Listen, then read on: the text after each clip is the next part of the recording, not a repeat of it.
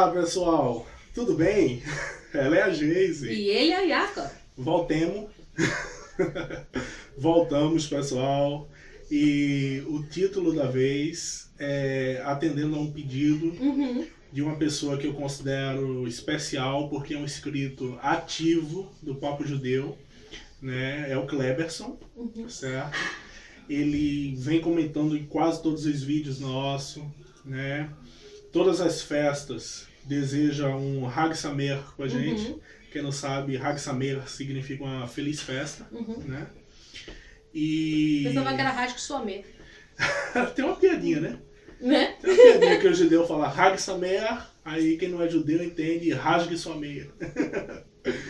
E assim, ele pediu pra gente fazer um vídeo falando da diferença entre o Yiddish e o Ladino. Qual foi o Ladino e o Yiddish que dá no meio? Eu não lembro a ordem. Eu vou colocar um comentário aqui embaixo para vocês verem. Então, assim, Kleberson, as diferenças, primeiro, o Ladino, que eu posso falar melhor, com mais propriedade do Ladino, porque eu sou um judeu sefardita, né? E o judeu sefardita é um judeu que veio da Ibéria, né? Espanha e Portugal. As duas, toda aquela área ali de Espanha e Portugal é chamado de judeu sefardita. Então, o que acontece? O judeu, a presença dos judeus ali na Ibéria, né, ou em Sefarad, como nós chamávamos, a Espanha e Portugal, ela remonta ali a uns 2000 a 2500 anos.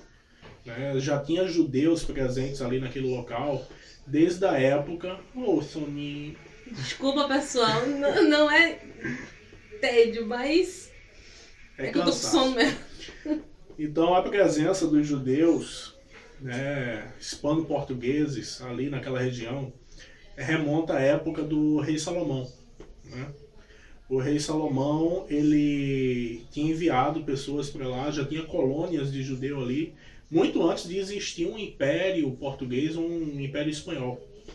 E a língua que hoje é conhecida como espanhol, como português, como galego, aquelas línguas daquela região ali, elas são originárias, têm sua raiz no ladino, que é um idioma falado pelos judeus daquela região. Também é conhecido o ladino como judeu-espanhol, né, ou espanhol, que seria a pronúncia em ladino, né, com N-Y-O-L mesmo, de fato. Então, ela é muito antiga, é uma língua muito antiga, só que ela tinha um diferencial, ela não era escrita com letras romanas, com o alfabeto que a gente conhece. Era escrito, de fato, com o alfabeto hebraico, as letras hebraicas.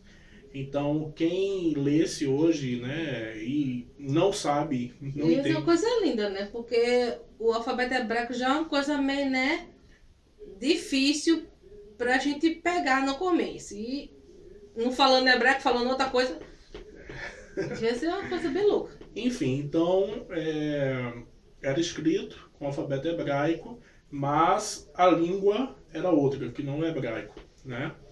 E o Yiddish, ele é parecido, né? Também ele é escrito com letras hebraicas, só que ele não é de origem ibérica, hispano-portuguesa, ele é de origem alemã, certo? Então ele era uma mistura da língua alemã com algumas palavras do polonês e do russo, também escrito com alfabeto hebraico, né?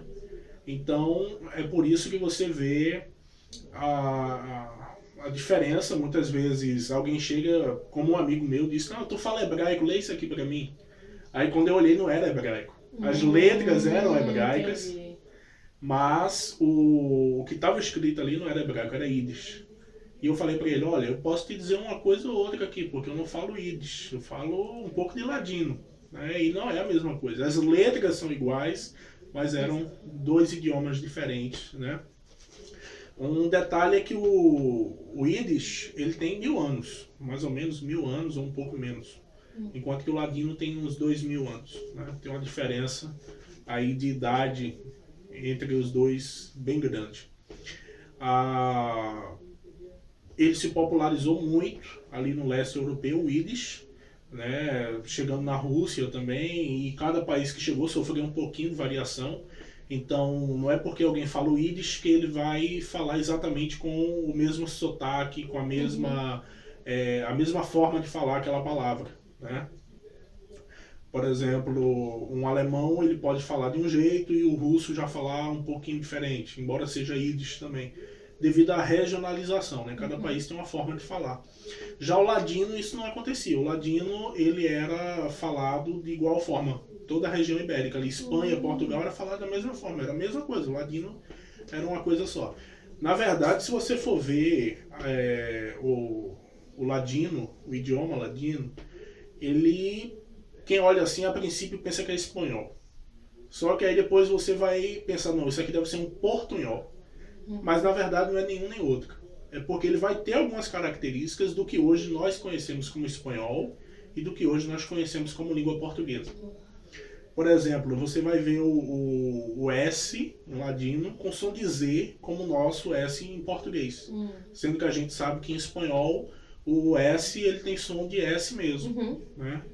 Então, tem essas diferenças.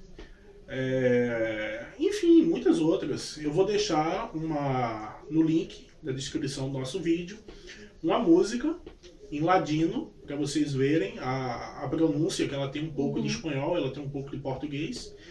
E também vou deixar um vídeo da professora de hebraico, Mora Tzip, né?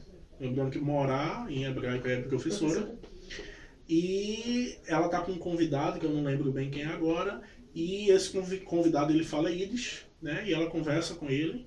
Então quem quiser se aprofundar mais a esse respeito, eu vou deixar esses dois vídeos. Um de uma música em ladino e o outro da professora, né, Mora Tzip, falando a respeito do Yiddish. Né? Ela não fala do ladino, o ladino fica aqui por minha parte. Então, bônus. Então é isso aí. Cleberson de Paula, obrigado pela pergunta. Vocês aí que estão assistindo também, quiserem fazer perguntas, sintam-se à vontade. Sim. Nós estamos aqui para tirar as dúvidas de vocês, certo? Agradecer também aqui algumas pessoas que comentaram no nosso vídeo, né? Robert Viana, certo? Gabi Delacroix, né? Nome bonito, fica 6, fica suave. Caster, ou Caster, não sei. Não sei a origem do nome. Mas você que é você sabe como é seu nome. Então... você sabe. E Luiz, acredito que é italiano, Luiz Gelati. Eu também não sei pronunciar esse nome, mas você sabe que é você. E mais pessoas que quiserem, né, comentar, como eu falei, sintam-se à vontade, comentem. Sim, e também, não esquece. Rapidinho, se vocês quiserem botar no comentário algum assunto que de repente vocês queiram que nós estudemos e mostremos para vocês, sintam-se à vontade, né? Nossa casa é sua casa. Nuestra casa é sua casa. É sua casa.